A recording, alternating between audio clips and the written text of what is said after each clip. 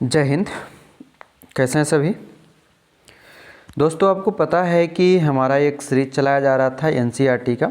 NCERT series के अंतर्गत हम लोग कर रहे थे क्लास 6 to 10 12 तक की पूरी बुक साइंस करने का एक हमने फैसला लिया था।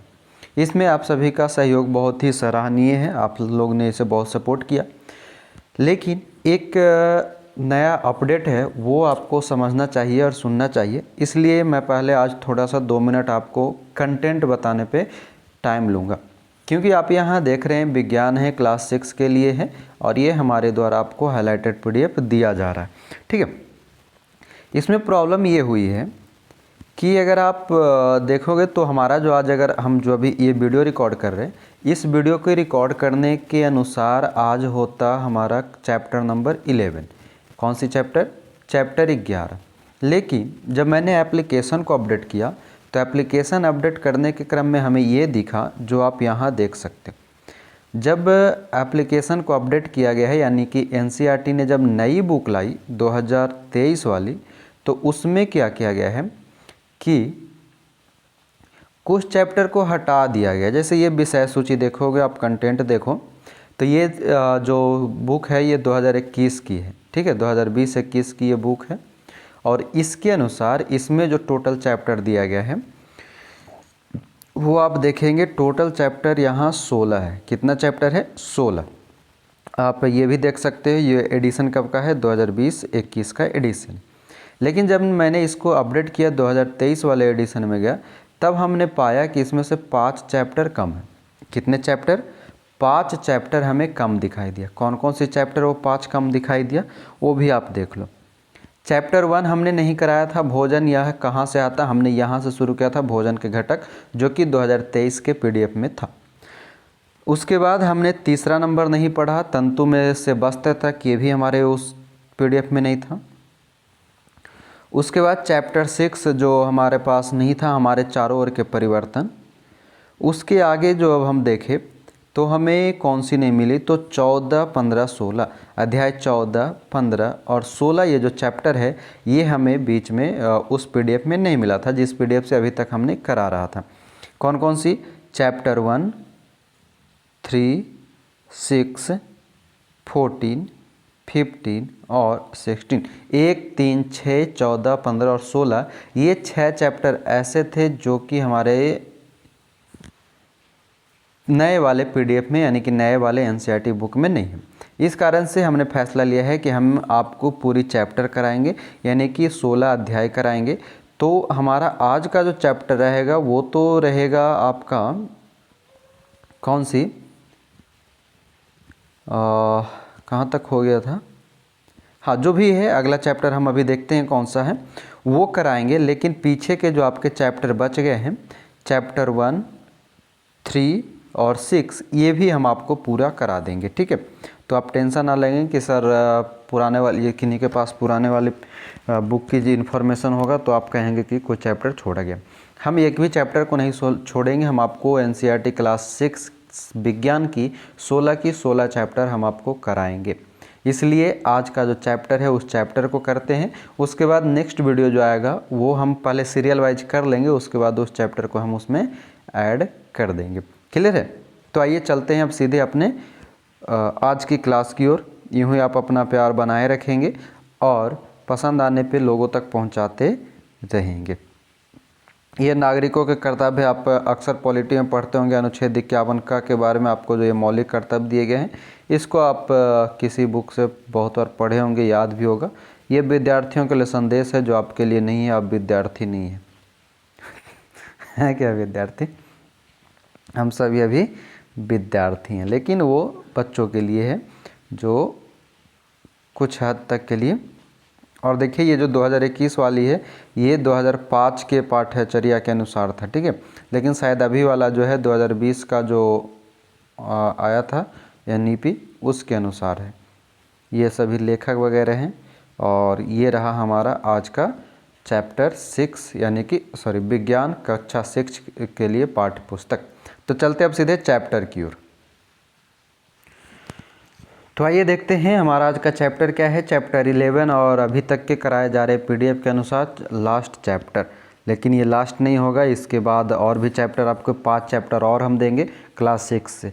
लेकिन अब पढ़ते हैं चैप्टर 11, कहता है हमारे चारों ओर वायु, यानी कि आज हम जानेंगे वायु के बारे में, हवा के बारे में।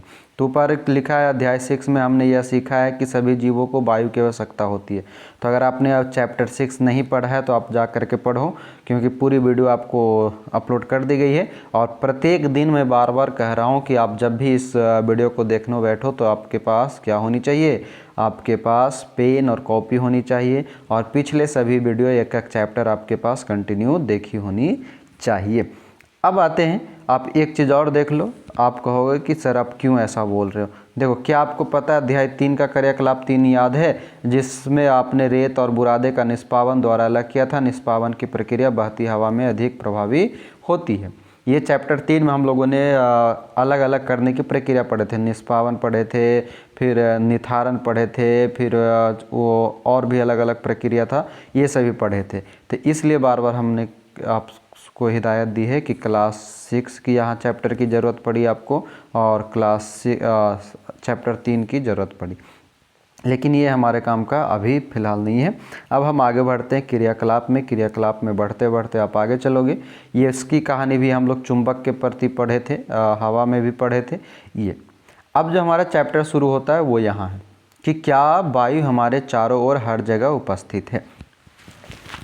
इसके बारे में प्रक्रिया है और क्रियाकलाप 2 की यहाँ पर चर्चा की गई है। इस क्रियाकलाप के अंतर्गत जो आपको यहाँ पर दिखाई देता है, कहता है कि यह क्रियाकलाप दर्शाता है कि, यानी कि ऊपर में जो क्रियाकलाप की गई थी वो, जो कि आपके एग्ज़ाम के लिए, वनडे एग्ज़ाम के लिए इम्पॉर्टेंट नहीं है, इसलिए उसको जानना ज़रूरी भी नहीं है।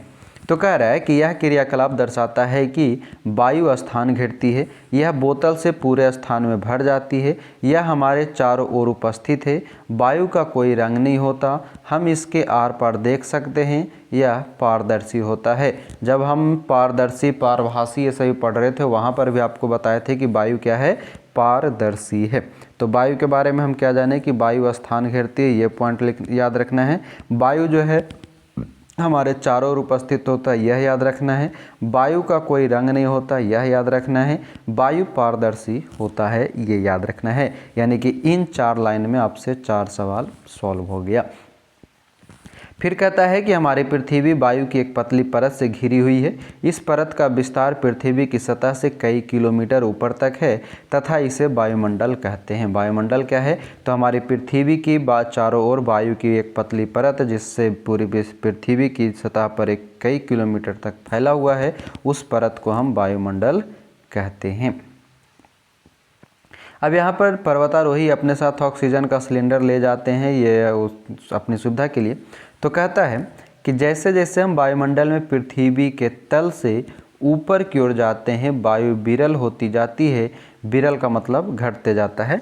क्या आप विचार कर सकते हैं कि पर्वतारोही ऊंचे पर्वतों पर चढ़ते समय ऑक्सीजन का सिलेंडर अपने साथ क्यों ले जाते हैं।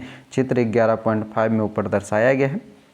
तो अब है कि वायु किससे बनता है। कहता है कि 18वीं शताब्दी तक लोग सोचते थे कि वायु केवल एक ही पदार्थ है। प्रयोगों से यह सिद्ध हो गया कि वास्तव में ऐसा नहीं है, वायु अनेक गैसों का मिश्रण है। और यह मिश्रण किस प्रकार का है, तो आपको क्या याद रखना है कि वायु जो है क्या है, एक प्रकार का मिश्रण है। ये सवाल अक्सर पूछा जाता है और डायरेक्ट यही सवाल पूछा जाता है कि वायु क्या है, मिश्रण, कोलाइड, निलंबन, इस तरह से सवाल दे देगा। तो आपको याद रखना है कि वायु जो है एक तरह का मिश्रण है। अब ये किन किन मिश्रणों से, इसके कौन कौन से मुख्य अवयव है, इसके बारे में जानते हैं। तो सबसे पहला है जलवाष्प। कह रहा है कि हमने पहले पढ़ा है कि वायु में जलवाष्प विद्यमान होती है। हमने यह भी देखा है कि जब वायु किसी ठंडे पृष्ठ के संपर्क में आती है तो उसमें उपस्थित जलवाष्प ठंडी होकर संघनित हो जाती है तथा जल की बूंदें ठंडे पृष्ठ पर दिखाई देती है। प्रकृति में जल चक्र के लिए वायु में जलवाष्प का उपस्थित होना अनिवार्य है। क्या कहता है कि प्रकृति में जल चक्र यानी कि वाटर साइकिल को चलाने के लिए वायु में जलवाष्प का होना जरूरी होता है। यहाँ देखें, कांच का गिलास है, मोमबत्ती है, इस तरह से वायु में ऑक्सीजन है, इसका पता किया जा रहा है। अब है ऑक्सीजन। ऑक्सीजन के बारे में पता लगाना है। पता लगाने के बाद सिर्फ इतना ही हमको पता चला जो आपके एग्ज़ाम के लिए है कि वायु का वह घटक जो जलने में सहायक है वह ऑक्सीजन कहलाता है। आपके लिए सिर्फ क्या समझ में आया कि वायु का वह घटक जो जलने में सहायक होता है वह ऑक्सीजन कहलाता है, यानी कि वायु में हमारा ऑक्सीजन मौजूद है। अब है नाइट्रोजन। अब नाइट्रोजन के बारे में पता करना है, तो इसके बारे में पता करने के समय मुझे क्या मिला, तो सिर्फ इतना ही मिला कि वायु के कुछ अवयव जलने में सहायक नहीं होते। वायु का एक बड़ा भाग जो मोमबत्ती के जलने में उपयोग नहीं हुआ नाइट्रोजन कहलाता है, यानी कि इस मोमबत्ती को जलाने में हमारे वायु में आपको भी पता होगा कि नाइट्रोजन कितना % है, नाइट्रोजन लगभग 71% है, लेकिन ये जलने में सहायक नहीं होता है। तो मात्र ये याद रखना है कि वायु में नाइट्रोजन पाया जाता है लेकिन वो जलाने में सहायक नहीं होता है, यानी कि किसी पदार्थ को जलने में सहायता नहीं करता है। सॉरी। अब है कार्बन डाइऑक्साइड। एक और गैस क्या है, कार्बन डाइऑक्साइड। कहता है एक बंद कमरे में जब कोई पदार्थ जल रहा होता है तो शायद आपने घुटन महसूस की होगी। यह घुटन कमरे में कार्बन डाइऑक्साइड की अधिक मात्रा एकत्र होने के कारण हुई, जो कि लगातार किसी वस्तु के जलने के कारण बनती है। हमारे चारों ओर की वायु एक छोटा अवयव कार्बन डाइऑक्साइड होता है। यह सलाह दी जाती है कि फसलों के अवशेष व सूखी पत्तियों को नहीं जलाना चाहिए क्योंकि इससे वायु प्रदूषित होती है। यानी कि हमारे चारों ओर एक और कौन सी गैस है, छोटे आवरण में आपने पढ़ा होगा 0.003% क्या है, कार्बन डाइऑक्साइड है। फिर आता है धूल तथा धुआं। धूल तथा धुआं क्या है कि ईंधन तथा पदार्थों के जलने से धुआं भी उत्पन्न होता है। धुएं में कुछ गैसें एवं सूक्ष्म धूल कण होते हैं जो प्रायः हानिकारक होते हैं। क्या है, ईंधन तथा पदार्थों के जलने से धुआं की भी उत्पन्न होता है। धुएं में कुछ गैसें एवं सूक्ष्म धूल कण होते हैं जो प्रायः हानिकारक होते हैं, और इसी कारण जो है आप कारखानों की लंबी चिमनियाँ देखते होंगे। ठीक है, कहता है वायु में धूल के कण सदैव उपस्थित रहते हैं। ये पॉइंट याद रखना है, वायु में धूल के कण सदैव उपस्थित रहते हैं। अब क्रियाकलाप 4 है, यहाँ पर दिखा रहा है कि वायु में धूल के कण की उपस्थिति का सूर्य के प्रकाश में अवलोकन। ये आप देख सकते हैं, एक दरवाज़ा है, दरवाजे में एक छिद्र है और यहाँ से सूर्य का प्रकाश आ रहा है। आपने भी अनुभव किया होगा कि जब किसी एक बिंदु से सूर्य का प्रकाश की पतली किरण आता है तो वहाँ पर उड़ती हुई धूल दिखाई देता होगा, यानी कि धूल जो है वायु में हमेशा मौजूद होता है। वही प्रक्रिया ऊपर चित्र में दिखाई गई और उसी के अनुसार कहता है कि यह दर्शाता है कि वायु में धूल के कण भी उपस्थित होते हैं। वायु में धूल के कण समय तथा स्थान के साथ बदलते रहते हैं, यानी कि ऐसा नहीं है कि सभी जगह पे धूल एक समान होंगे।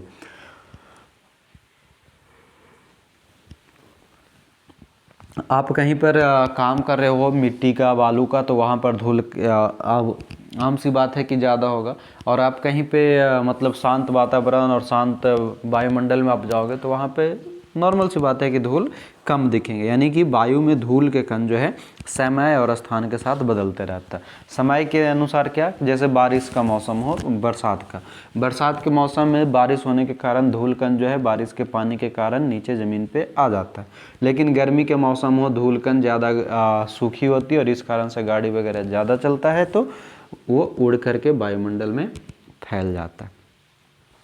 अब कह रहा है कि जब हम नाक से सांस लेते हैं तो हम वायु अंदर लेते हैं। धूल के कणों को श्वसन तंत्र में जाने से रोकने के लिए हमारी नाक में छोटे छोटे बाल तथा श्लेष्मा उपस्थित होते हैं। हमारी नाक जो है इसके अंदर आप देखते होंगे छोटे छोटे बाल होता है, और श्लेष्मा मतलब चिपचिपाहट वाली जो पदार्थ होती है वो, ये क्या करता है हमारे नाक के अंदर अगर जब कोई धूल कण जाता है तो वो उसे रोकने और छानने का काम करता है। लेकिन बहुत सारे बेवकूफ़ लोग ऐसे होते हैं जो क्या करते हैं कि नाक के अंदर की बाल को कैंची घुसेड़ के काट लेते हैं। उन्हें लगता है कि शायद उनके नाक में जो बाल आ गया है वो कोई जंगली जानवर का बाल घुस गया हो उनके नाक में, और वो उसको कैंची घुसेड़ के अंदर तक काट लेते हैं। कभी कभी तो देखने के बाद मन करता है कि शूर्पणखा के जैसा इसका भी नाक कट जाए। जब किसी न किसी तरह से हमारी बॉडी में जो भी कोई पदार्थ है वो कहीं न कहीं किसी न किसी रूप में हमारे लिए लाभदायक है, चाहे वो नाक हो, कान हो, गाल हो, बाल हो, ये सभी जो है हमारे इस बॉडी के लिए किसी न किसी रूप में, किसी न किसी तरीके से हमारे लिए लाभदायक होता है। लेकिन कुछ लोग बेवकूफ़ होते हैं जिनको नाक में घुसेड़ने का आदत हो गया है, कैंची, उंगली घुसेड़ते घुसेड़ते कैंची घुसेड़ने लगे। ऐसा नहीं करना चाहिए, क्योंकि ये हमें क्या बचाता है, तो छोटे छोटे धूल कणों को अंदर जाने से, श्वसन क्रिया से बचाता है। आइए अब आगे देखते हैं। अब यहाँ आपको ये दिखाई दे रहा है कि भीड़ भरे चौराहे पर एक पुलिसकर्मी द्वारा मुखौटा पहनकर यातायात नियंत्रण नियम, मुखौटा मतलब मास्क पहन करके, क्यों, क्या है कि ये गाड़ी से देखो कितनी धूलकण उड़ निकल रहा है, तो ये धूलकण क्या होगा, उसके नाक में ही जाएगा, इसलिए। कहता है इससे हम यह निष्कर्ष निकालते हैं कि वायु में कुछ गैसें, जलवाष्प तथा धूल के कण विद्यमान होते हैं। वायु में मुख्यतः नाइट्रोजन, ऑक्सीजन, थोड़ी मात्रा में कार्बन डाइऑक्साइड तथा इससे भी कम मात्रा में अन्य गैसों का मिश्रण होता है। तथापि वायु की संरचना में स्थानीय भिन्नता हो सकती है। हम देखते हैं कि वायु में नाइट्रोजन तथा ऑक्सीजन की मात्रा अधिक होती है। वास्तव में ये दोनों गैसें मिलकर वायु का 99% भाग बनाती है। शेष 1% में कार्बन डाइऑक्साइड, कुछ अन्य गैस एवं जलवाष्प होते हैं। यानी कि वायु की जो मात्रा है, आप इस चार्ट से समझ सकते हो, वायु के अंतर्गत 71% आपका नाइट्रोजन, 21% लगभग ऑक्सीजन, तो आप कितना हो गया, 1, 1, 2 और 7, 2, 9, 92% तो ये हो गया। लेकिन यहाँ पर कहा है कि वास्तव में ये दोनों गैसें मिलकर वायु में 99% बनाती। जो हमारे पास जो नॉर्मल डाटा है उसके अनुसार हम लोग क्या पढ़ते हैं, 71% नाइट्रोजन, 21% ऑक्सीजन, इसके अनुसार कितना हो गया, 92%। लेकिन एनसीईआरटी कह रहा है कि वास्तव में ऑक्सीजन और नाइट्रोजन की जो मात्रा है वो लगभग 99% है। कितना परसेंट है, 99% है। बाकी अन्य 1% में आपको कार्बन डाइऑक्साइड, धूलकण, अन्य गैस, जलवाष्प, ये सभी दिखाई देता है। तो हमें यही याद रखना है कि वायुमंडल के अंतर्गत ये ऑक्सीजन और नाइट्रोजन की मात्रा कुल कितनी है, तो ये 99% है। कितनी प्रतिशत है, 99%। लेकिन परसेंटेज दोनों का अलग अलग पूछेगा तब हम लगभग याद रखेंगे, वही 71 और 21 वाली बात समझ गए। तो वायु में क्या क्या पाया जाएगा, तो नाइट्रोजन, ऑक्सीजन, कार्बन डाइऑक्साइड, कुछ हद तक जलवाष्प और कुछ अन्य गैसें पाया जाता है। अब आते हैं, कह रहा है पानी तथा मिट्टी में रहने वाले जीवों और पौधों को ऑक्सीजन कैसे मिल पाती है, इसके बारे में चर्चा करना है। तो कह रहा है कि जल में वायु विद्यमान होता है, ये याद रखना है कि जल में भी हवा मौजूद होता है। लेकिन यहाँ पर एक सवाल था, शायद बूझो का, पहेली का, कि पहेली जानना चाहती है कि अगर पारदर्शी शीशे की खिड़कियों को नियमित रूप से साफ न किया जाए तो वह धुंधली क्यों हो जाती है। तो बूझो जानना चाहता है कि आग लगने की घटना के समय जलती हुई वस्तु के ऊपर कंबल लपेटने की सलाह क्यों दी जाती है। ये आपका बूझो और पहेली का सवाल है। इसी सवाल और जवाब को खोजने के लिए हम आगे चलेंगे, बूझो और पहेली के सवाल को सुलझाने के लिए। अब कह रहा है यहाँ पे चित्र 11.10 आप देख चुके। अब यहाँ देखें, कह रहा है कि ये बुलबुले पानी में घुली हुई वायु के कारण बनते हैं। जो आप पानी डालते होंगे उसमें छोटी छोटी बुलबुले बनते हैं, वो किसके कारण, तो पानी में घुली हुई वायु के कारण बनते हैं। जब आप पानी गर्म करते हैं तो घुली हुई वायु बुलबुलों के रूप में बाहर आती है। आप पानी को यदि और गर्म करते हैं तो पानी वाष्प में परिवर्तित हो जाता है और अंततः उबलने लगता है। क्या कह रहा है कि ये बुलबुले पानी में घुली हुई वायु के कारण बनते हैं। जब आप पानी गर्म करते हैं तो घुली हुई वायु बुलबुलों के रूप में बाहर आती है। आप पानी को यदि और गर्म करते हैं तो पानी वाष्प में परिवर्तित हो जाता है और अंततः उबलने लगता है। हमने अध्याय 5 एवं 6 में पढ़ा। यही तो मैं बार बार कह रहा हूँ आपको कि आपको पीछे की सारी चैप्टर पढ़नी होगी। अभी यहाँ पर सिर्फ अध्याय 5, 6 की चर्चा कर रहा है। जब आप क्लास 7 में जाओगे तो वहाँ पर करेगा क्लास 6 के एक चैप्टर नंबर 5, 6 में पढ़ा है। इसीलिए हमने शुरू से यानी कि क्लास 6 से ही ऊपर की ओर लेके चला, ताकि आपका एक सीढ़ी दर सीढ़ी बनता भी रहे और आपको पीछे की कहानी याद रहे, तब आगे की नई कहानी जोड़ता जाएगा। तो हमने 5, 6 के अनुसार कह रहा है कि जो जीव पानी में रहते हैं वे श्वसन के लिए पानी में घुली हुई ऑक्सीजन का उपयोग करते हैं। जो जीव गहरी मिट्टी के अंदर रहते हैं उन्हें भी सांस लेने के लिए ऑक्सीजन की आवश्यकता होती है। अब यहाँ पर बीकर है, बीकर में प्रयोग चल रहा है। प्रयोग के अंतर्गत सिर्फ यही पता चला कि ये बुलबुले मिट्टी के बुलबुले संकेत करते हैं कि मिट्टी में वायु है। ठीक है, मिट्टी में भी वायु है। कह रहा है जब मिट्टी के ढेले पर पानी डाला जाता है तो उसमें विद्यमान वायु विस्थापित हो जाती है, मतलब टूट जाता है, अलग हो जाता है, जो बुलबुले के रूप में दिखाई देते हैं। मिट्टी के अंदर पाए जाने वाले जीव एवं पौधों की जड़ें श्वसन के लिए इसी वायु का उपयोग करते हैं, मतलब मिट्टी में जो मौजूद वायु होता है उसमें। मिट्टी के जीव गहरी मिट्टी में बंद बहुत सी मांद तथा छिद्र बना लेते हैं। इन छिद्रों के द्वारा वायु को अंदर व बाहर जाने के लिए जगह उपलब्ध हो जाती है। लेकिन जब भारी वर्षा हो जाती है तो इन छिद्रों व मांदों में वायु की जगह पानी भर जाता है। इस स्थिति में जमीन के अंदर रहने वाले जीवों को सांस लेने के लिए जमीन पर आना पड़ता है। क्या यही कारण है कि केंचुए केवल भारी वर्षा के समय ही जमीन पर आते हैं? कहना क्या चाह रहा है सीधा सीधा ये कि मिट्टी में वायु मौजूद होता है। मिट्टी में पाए जाने वाले जो जीव होते हैं वो अपनी वायु को पाने के लिए सुविधानुसार क्या करता है, मिट्टी में छेद या मांद बना लेता है, जिससे कि हवा ऊपर से और अंदर से बाहर अंदर बाहर होता रहे। लेकिन बारिश के मौसम में क्या होता है, मिट्टी गीला होता है और मिट्टी गीला होने के कारण पूरी जो छिद्र होती है वो बंद हो जाती है। और यही कारण है कि आपने अक्सर देखा होगा केंचुआ तो केंचुआ, सांप बिच्छू भी जो होता है, स्नेल जो होता है, ये सभी जो है वो क्या करता है, बाहर आ जाता है ऊपर में। क्यों? क्योंकि उसे सांस लेने में प्रॉब्लम होती है। तो किसी को भी आप उसको सांस लेने में प्रॉब्लम होगा वो इधर उधर भागेगा ही। और यही कारण है कि हमें इन सभी खतरनाक जीवों से बच के रहना चाहिए। अब आगे आते हैं, कहता है वायुमंडल में ऑक्सीजन कैसे प्रतिस्थापित होती है। और इसके लिए क्या करा, अध्याय 7 देखो। आज कितने, आज चैप्टर 6 की बात हो गई, चैप्टर 5 की बात हो गई, चैप्टर 3 की बात हो गई, चैप्टर 7 की बात हो गई। 4 चैप्टर इस 11 चैप्टर में मर्ज दिखाई दे रहा है। शायद आगे और भी मिल जाए। तो क्या कह रहा है कि अध्याय 7 में हम प्रकाश संश्लेषण के बारे में पढ़ चुके हैं। इस प्रक्रिया में पौधे अपना भोजन स्वयं बनाते हैं तथा इसके साथ ही ऑक्सीजन उत्पन्न करते हैं। पौधे श्वसन में ऑक्सीजन का उपयोग करते हैं, परंतु उपयोग की गई ऑक्सीजन की तुलना में वे अधिक ऑक्सीजन उत्पन्न करते हैं। इसलिए हम यह कहते हैं कि पौधे ऑक्सीजन उत्पन्न करते हैं। क्या कह रहा है, पौधे श्वसन में ऑक्सीजन का उपयोग करते हैं, परंतु उपयोग की गई ऑक्सीजन की तुलना में वे अधिक ऑक्सीजन उत्पन्न करते हैं। इसलिए हम यह कहते हैं कि पौधे ऑक्सीजन उत्पन्न करते हैं। यह वास्तविकता है कि जंतु पौधों के लिए बिना जीवित नहीं रह सकते। पौधे एवं जंतुओं के द्वारा श्वसन तथा पौधों के द्वारा प्रकाश संश्लेषण से बना रहता है। इससे यह स्पष्ट हो जाता है कि पौधे तथा जंतु एक दूसरे पर निर्भर होते हैं। अब हम यह अनुभव कर सकते हैं पृथ्वी पर जीवन के लिए वायु अत्यंत महत्वपूर्ण है। अब आते हैं पवन चक्की। ये आप देख सकते हो पवन चक्की है। पवन चक्की क्या कह रहा है कि वायु पवन चक्की को घुमाती है। पवन चक्की का उपयोग ट्यूबवेल से पानी निकालने तथा आटा चक्की को चलाने में होता है। पवन चक्की विद्युत भी उत्पन्न करती है। वायु नावों को खेने में, ग्लाइडर, पैराशूट तथा हवाई जहाज को चलाने में सहायक होती है। पक्षी, चमगादड़ तथा कीड़े वायु की उपस्थिति के कारण ही उड़ पाते हैं।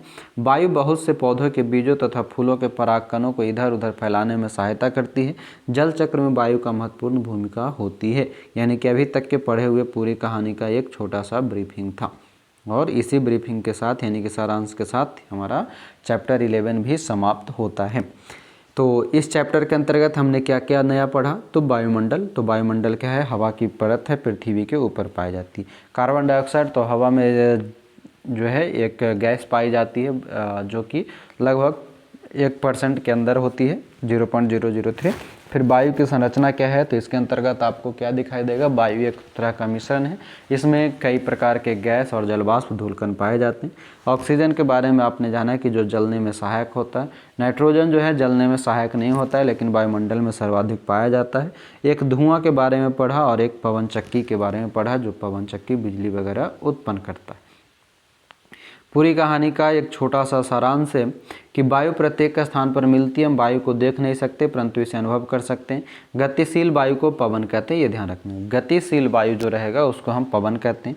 वायु जगह घेरती है, जल तथा मिट्टी में वायु उपस्थित होता है। वायु नाइट्रोजन, ऑक्सीजन, कार्बन डाइऑक्साइड, जलवाष्प तथा कुछ अन्य गैसों का मिश्रण है। इसमें कुछ धूलकण भी हो सकते हैं।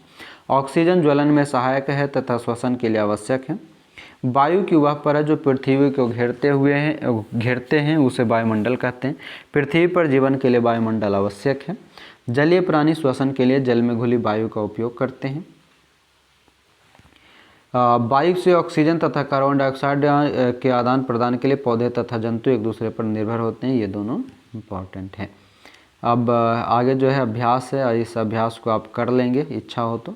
नीचे नोट्स बनाने के लिए आपके पास 2 पेज है, आप चाहें तो नोट्स बना सकते हैं क्योंकि ये चैप्टर लास्ट था, ठीक है।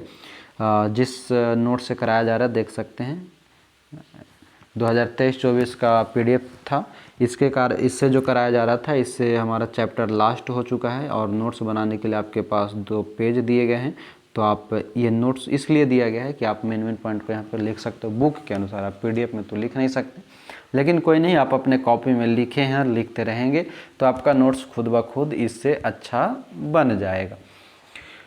तो अभी तक के PDF के अनुसार आपका क्लास 6 ख़त्म हो गया है, लेकिन 6 चैप्टर और बाकी रह गया। वो जल्द से जल्द हम आपको कंटिन्यू कराते चलेंगे, उसके बाद हम क्लास 7 चलेंगे, ठीक है। तो यूँ ही अपना प्यार और स्नेह बनाए रखिए, वीडियो को लोगों तक फैलाते रहिए, मिलते रहिए, मिलाते रहिए, पढ़ते रहे, पढ़ाते रहें और इसी तरह से आप आगे बढ़ते रहें। मिलते हैं अगले वीडियो में नए चैप्टर के साथ, नए जोश के साथ। आज के लिए, अभी के लिए आपका बहुत बहुत धन्यवाद। जय हिंद।